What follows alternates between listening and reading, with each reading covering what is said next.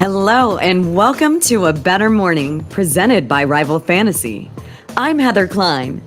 Rival Fantasy is the all-in-one fantasy sports platform. Let's welcome today's panel.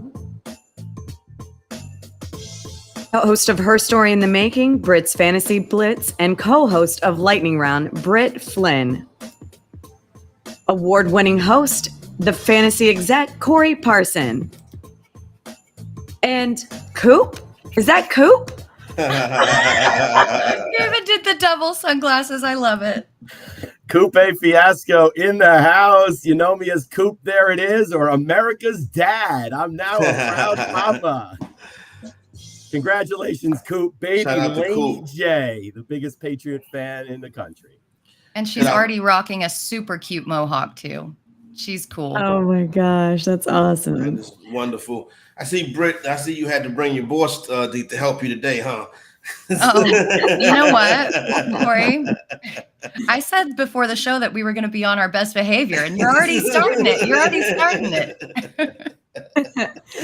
The man, the myth, the legend, Matt Deutsch, co-founder of Better Sports Network. Welcome to the panel today, Matt. Thank you. We're going to have some fun. Great time of year for sports. Happy summer, everybody. Happy Friday. All right, let's get started. We finally had a football game, the Browns with the come-from-behind win at Hall of Fame Stadium in Canton, Ohio. Although it was the first preseason game, what were the biggest takeaways that you observed? Britt, you're up first.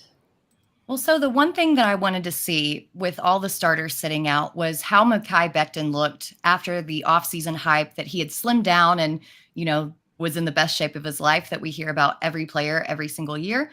But this clearly was not the case after he limped off the field early and he really wasn't seen from again.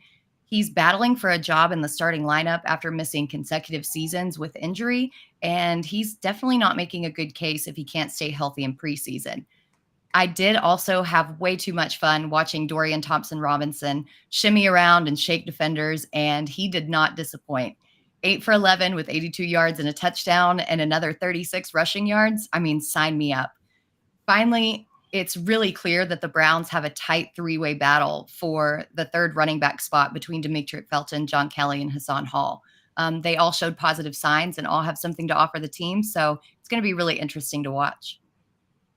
Great to have football back, and I was focusing on the quarterbacks. These are two players that I've been high on over the last 5 years. Kellen Mond, drafted by Minnesota, now with Cleveland. Of course, Zach Wilson. I was not happy with what I saw out of Mond, especially in that spot. Lots of snaps. He should have looked better. He should have looked more confident in control. He should have been able to do more. Didn't like the interception. Never really know who to blame on those. But I was not impressed with Mond. I thought with 4 years of college at a high level and an athletic, good arm and someone who could run, you're looking at the next Dak Prescott. Well, I got that one wrong. On the other hand, Zach Wilson, I thought he did look poised, comfortable, calm. Great to see him sitting next to Aaron Rodgers taking notes. If Rodgers goes down, Wilson could be a fantasy sleeper. And if you're betting the Jet futures, I would feel more comfortable with Wilson buying in as a decent backup quarterback. Kellen Mond and Dak Prescott might be a proper comp. But with that being said, I think the thing last night that I took away from it was something that didn't happen on the field, but that happened on the sidelines. When Aaron Rodgers was mic'd up and they were interviewing him and he was talking about his relationship and his chemistry early on in camp with Garrett Wilson, comparing Garrett Wilson to Devontae Adams, and also, speaking about how he's somebody that you're going to want on your fantasy team this year. So as we head into a weekend with plenty of fantasy drafts, that's good news right there.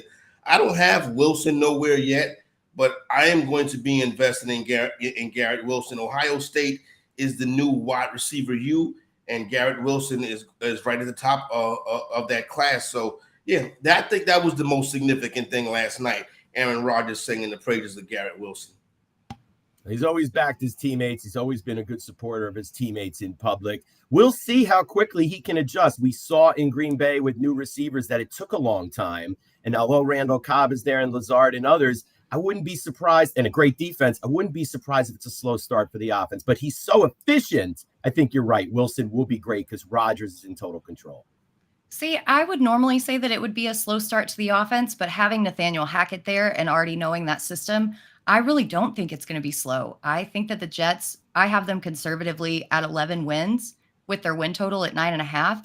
I think they're going to be really good. And although this low ankle sprain kind of does inhibit their relationship making time, I think that they're still going to be really, really good. And that connection is going to be something to watch. 11 wins seems like a lot, but I mean, 10, 11 is basically the same. But yeah, I would take the over on the Jets. So 11 seems like a lot. I mean, I guess I can't just get in my head that I'm saying that the Jets are going to win 11 games. It's a big division. I mean, that AFC East is a tough division, and I respect all 4 teams. I think the Patriots are going to be much better this year. So that 11 wins is a tough one, Britt, in a very crowded AFC. It was hard going through, and especially the Jets, and for the past, however many years, the Jets have just been the laughing stock. But I think with that defense helps them so much. And I know that all the other teams are good, but Sauce Gardner, getting him, he is a true shutdown. Yeah, he might be the best cornerback in the league already. I think, if I'm not mistaken, though, I think Robert Salah only has 2 AFC East wins in his career. So, and yeah, Rodgers going to have to get it rolling right away. Yeah, it's going to be real interesting. I do have them still on the record, though, to beat the Bills in week 1. Spicy. I think I like that, too. See? We've been agreeing way too much. We need something spicy that we can argue about. Where's Dak Prescott at? Well, we're moving on to gambling, so let's see what you guys think about this. We have learned that 7 current and former athletes at Iowa and Iowa State were criminally charged with tampering with records and suspected of placing bets on their own games. ISU quarterback Hunter Deckers and former Iowa basketball player Aaron Eulis and 5 others are suspected of more than 5,000 wagers totaling more than $100,000 between January 2021 and May 2023. What are your thoughts? Do you feel that the gambling policy for the NCAA needs to change or improve? And how do you think they will handle this versus the NFL? Well, without being an expert on the matter, clearly a problem here. Certainly a serious situation, eye-popping numbers, but can't think this is just Iowa and Iowa State. You have to assume this is happening all over the country. The same ease of use we all have with our sports books in a pocket on our phone is the same problem it is to be able to regulate. It's very, very difficult. This is a very complicated matter. And whatever the NCAA and the colleges are doing to educate their players and coaches, it's clearly not enough. We saw this on the NFL level, where players are getting suspended for not really comprehended or obeying the rules. And it's the same on the college side.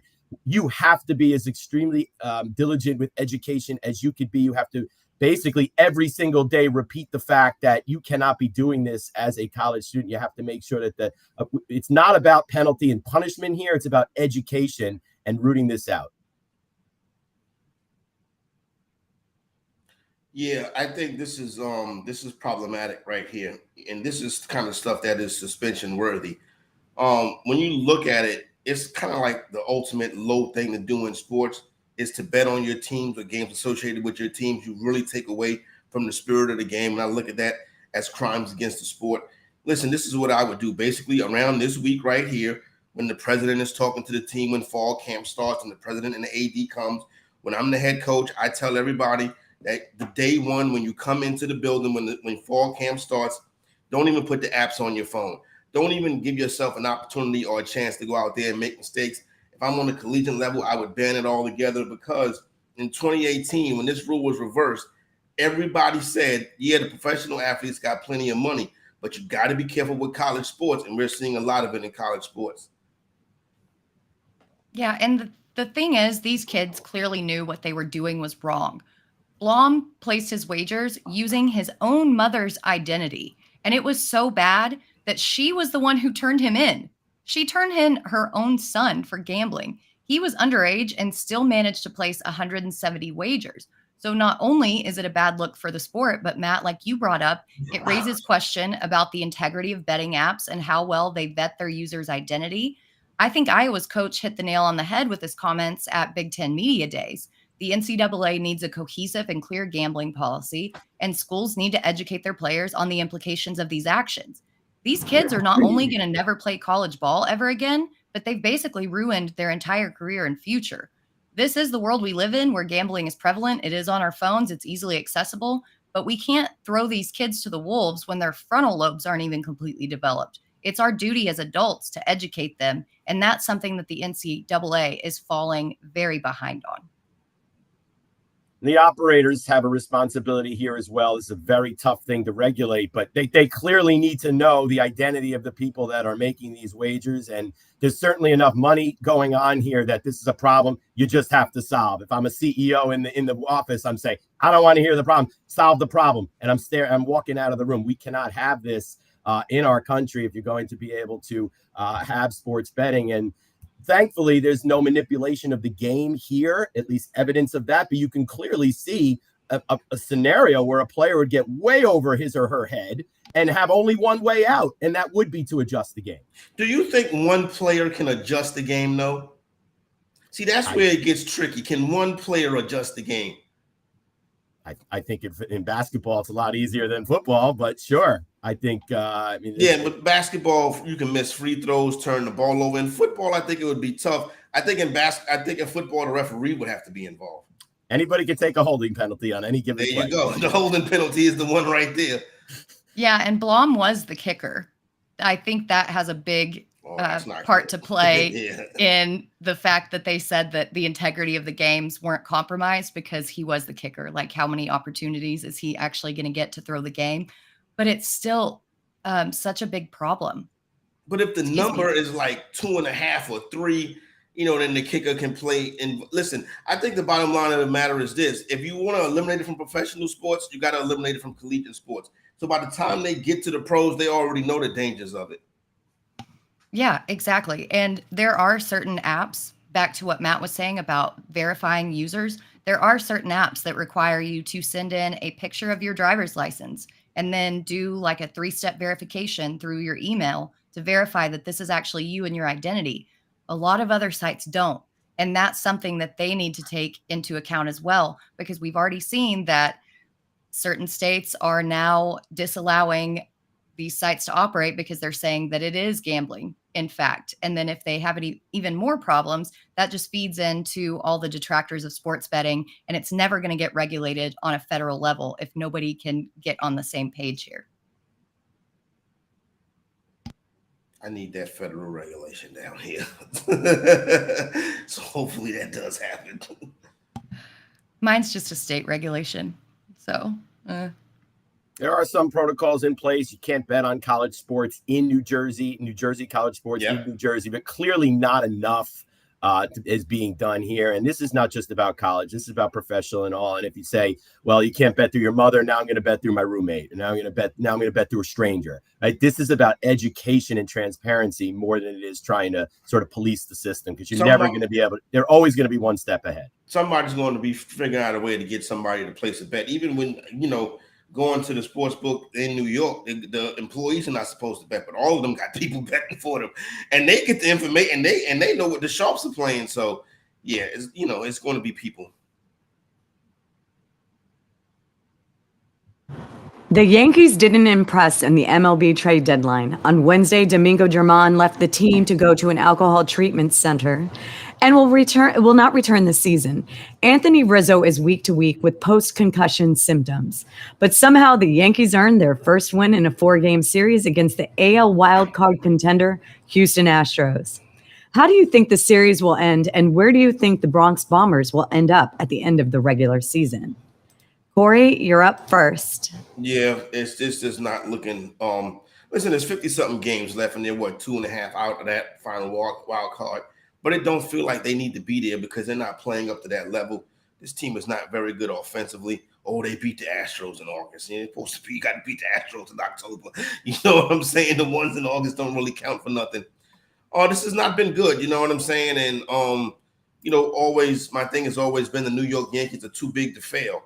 So they're going to fail this year. Then that sets them up for a big bounce back next year. But it doesn't look good right now. I think the Aaron Boone thing is not working. Now, you've had the same general manager for a quarter of a century. That's a long time for one guy to be doing a job, even though I don't think he's the problem. But it needs to be changes in the boogie down this offseason. The Yankees are a dumpster fire. So I do think that the Astros will come away with this series. And it already does sound like the Yankees are giving up on their season from comments from their owner and GM. Severino, who they play tonight, has been god-awful this season. So Houston should be able to exploit his skill set. Then the loss of Herman and Rizzo, really not a good look. Can we talk about the optics of Rizzo having a concussion for 2 freaking months and no one noticing that he was off, that he was having problems? Herman showed up to the clubhouse and was scratched. And we were initially told it was because of an injury. Then it comes out that he's going to rehab. I mean, this Yankees team is in shambles. Overnight, despite their win, they went down from plus 114 to plus 130 to win the game tonight. And the loss last night wasn't a blowout. It was a 1-run win. The Astros are going to take this series. I'm with Britt. I think it'll be a split or an Astros win. I don't think the Yankees will win this series. They're not going to see Cole. We are going to see Verlander on Saturday. I think we'll see Valdez on Sunday. The Astros have a far better lineup. Bullpen of the Yankee team is okay, but I think it'll either be a split or the Astros will win it. This Yankee team, it's not very good, but it's also very similar to last year, and I do think they'll squeak into the playoffs. They have Garrett Cole. Aaron Judge went on a historic run last year around this time of year in August and September. I would expect Judge to be able to carry this team into the playoffs. Not an easy feat. I don't think they'll do very well in the playoffs, but I think you will see this Yankee team in the wild card spot, and it's probably just good enough to not make wholesale changes next year, Corey. I know Yankee fans probably want to see a disaster, but I think it's just going to be good enough because Judge is too good. Well, yeah, it would have to be back-to-back years of him carrying the team. But how much can this guy do? You know what I'm saying? Just carry this team season after season after season. So I think we're 2 seasons too long into Aaron Boone should be gone. There is a time when a regime change is necessary. And I think that as sad as it is for the fans who are holding on to that emotional attachment, this is the time. It's kind of like Jerry Jones getting rid of Tom Landry, right? He was beloved. He was an icon. He helped them to several Super Bowls, but they had to move on to some new and innovative coaching. And that's why they brought in Jimmy Johnson. I think that the same situation is playing out with Aaron Boone right now. I mean, he's just been there too long. They haven't made enough good moves. The decisions and just the lack of composure and cohesiveness in the clubhouse is a really big problem. And we're finally starting to see it seep through the cracks into the media. Final years of Tom Landry. I mean, don't get me wrong. I probably was too young to remember that. You know what I mean? But I can remember vaguely, but it wasn't good the final years of Tom Landry. Well, this hasn't been good for the Yankees either. That's my point. Yeah. That's my point. It just sometimes you have to make a change. And as much as you want to hold on to the sentimentality of having that long tenured GM or coach or whoever it is, sometimes you've got to move on. I mean, Corey, though, I think the general manager is a problem. The Yankees don't want to see Cashman go to another team, though. They know he's probably going to be successful where he goes. And the answer is, who do you hire if you let Brian Cashman go? That's the thing. If you look at the track record, it's not great recently. Things like moves like Josh Donaldson, signing veterans that haven't performed, Jameson Taillon last year, and not solving the left field problem. I think all Yankee fans knew coming out of last year they needed a left fielder, came into the season without one. And it's hard to replace a Cashman. He's got an impeccable record. He's probably going to be successful when he goes on to someone else. But I think a change has to be made at that level to be more impactful. That's a major thing right there. Go ahead, Britt. I was just going to say about Jameson Taillon, he had a horrible year last year with the Yankees, and now he's done pretty decently with the Cubs. So then you start to wonder, was it him or was it something different? And I think that that's something that we need to look in closer to as well. It's that stadium. It's that stadium. That stadium is not where they should be playing at. I have no idea. I've never been. Never been to Yankee Stadium? No, I do not go coastal. I might go come on, coastal, don't but do not that. coastal. The new Yankee Stadium doesn't have the mystique and awe that Kurt Yeah. Schilling was talking about back in the day. It doesn't have that Bronx growl. It Yeah. doesn't have the acoustics. It's just not the same, and I do think that does play a factor with the teams in certainly that old Yankee Stadium, a very difficult place to play in October, especially in the postseason. The joint was a little bit, it was very tough. Right now, it's like you're going to a hotel. It's like you're visiting the Statue of Liberty or something. It's like a tourist attraction.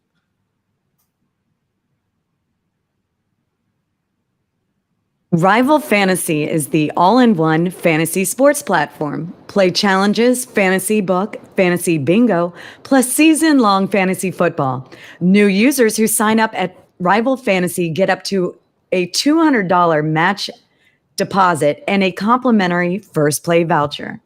Go to joinrival.com/alarm. We're going to showcase the fantasy book game. Britt, let's show everyone how the game works and who you're picking for today's MLB action. Yeah, I think there are some good ones on here. If we've got this up, perfect. Make sure that nobody can see my notes and my cheat sheet. So first off, Freddie Freeman, I'm looking at him at 9.51 points. And for those of you who don't know how this works, you can pick between 2 to 5 players. You put them in your lineup and you select the over-under on their stat line. So for example, today Freddie Freeman is at 9.51 points. You can select the little I button. It shows you his fantasy points per game average, his position rank, his projected points. And then it gives you this nice little situation over here where it shows where he's landed over the past few games. Has he gone over or under? Which is very helpful, makes your research super easy to do. But getting back to Freeman, I'm going to click on him and select him. Yu Darvish, who he's going up against tonight, has been good against the Dodgers this year. But the lone bright spot for LA has been Freddie Freeman. He's batting a 3.21 average on 27 at-bats against Darvish. He had a great night last night. Granted, it was against the A's, but he's been on fire. So I like the over on this very low fantasy points line. You can see that since I've only selected one, he's not going to show up there right at this moment. But once you make your second selection, they will both show up there, and you can select the over on Freddie Freeman. So going with Elly De La Cruz, yes, the Reds have kind of been in a slump lately, but I expect him to come out of it tonight against Patrick Corbin. Corbin's 5.07 ERA is less than inspiring, and the last time De La Cruz faced him, he literally batted 1,000 on 3 bats. So I think that De La Cruz is going to have another huge game. I'm going to take the over on him. Then we've got Quinn Priester down here. I did some dumpster diving, y'all. Well, he was there. He's not there anymore. Oh, wait, there he is. Okay. So Quinn Priester, Pittsburgh's starting pitcher, his line is at 10.94 fantasy points. You can see his actual and projected. It is not great, y'all. His ERA is 9.19. So even though this line is relatively low for a starting pitcher, he's A, going to struggle, and B, I don't think he's going to be in that long when he gives up that many runs. So I'm going to take the under on him, who scored against the Brewers, who scored 14 runs last night. 14. And I just hit over. Double check your bets. That's another good lesson. So next, to piggyback off that, I'm going to take Christian Yelich. And he is down here somewhere. I keep losing my place. There are too many good bets. So Christian Yelich, obviously going up against Priester. I think that it's a good stack at 8.6 fantasy points. He has only hit over his average fantasy points per game 5 out of the last 12, but several of those have been very close to the line. And against Priester, I think that this is a slam dunk. So I am going to go over on him. And then finally, to round out this bet, after all the Astros and Yankees talk, I'm going to take Kyle Tucker over 8.3 fantasy points when I find him again. Like I said, I went dumpster diving. And this is also a good opportunity to bring up the search function. If you can't find a player, you can type him into the search bar, and there he is. And you don't have to waste time scrolling like I just did. I'm going to take Tucker over 8.3 fantasy points. Like Yelich, he's only hit over his average in 5 out of the last 12. But the matchup against Severino is just too good to pass up tonight. So now that we've got our bet in there, it multiplies by 10 times. So I'm just going to put $5 on this to win 50. Made all my selections, double checked again, and scroll down. Oh, well, there we go. And then you just hit submit. Okay, well, I'll make this bet after the show.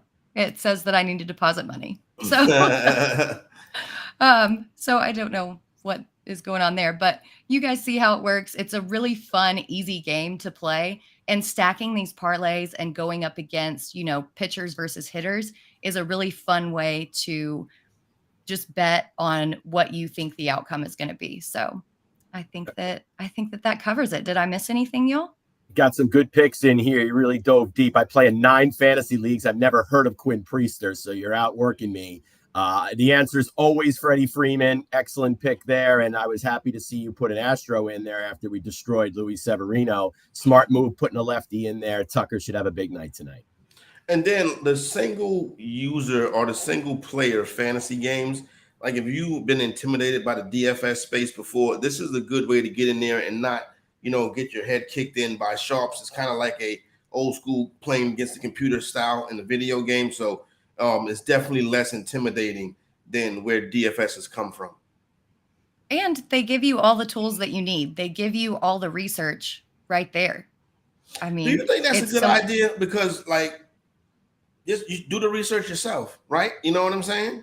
But I love that it makes it easy. It makes it easy for people to play who haven't necessarily played these types of games before. I love it.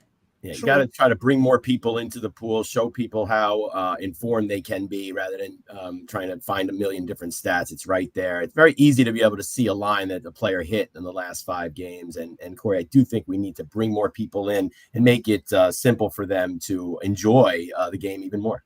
Yeah, makes sense. Well, let's go. Ellie De La Cruz should be a big one in the Natty tonight on a Friday night, chasing the playoffs, and one of the most electric players in the game. And in the end, okay to just bet for the players you like. They place support around the players that you like and root for them. I mean, it's not about how much money you're making. It's about having more fun with the games and giving yourself a little bit more interest there. So you like Ellie De La Cruz? Let's go. Definitely a lot of entertainment options right now. I think you can't bet against De La Cruz. That's the situation. I mean, even with the Reds struggling, he's still the bright spot. He is the future of this team. Thank you, Britt, for doing Fantasy Book. You did a great job, and I took some notes myself. So I'm going to put some money on my Fantasy Book tonight. That was today's edition of A Bettor Morning. Thank you to Corey, Britt, and Matt. Make sure you check out Getting Buzzed with Howard Bender at noon Eastern, Fantasy Fiasco with Andrew Cooper at 1 p.m., and at 2 p.m., Britt's Fantasy Blitz. And if you missed any of our shows, you can find them all on our YouTube channel and at bettersports.com. We wish everyone a better weekend.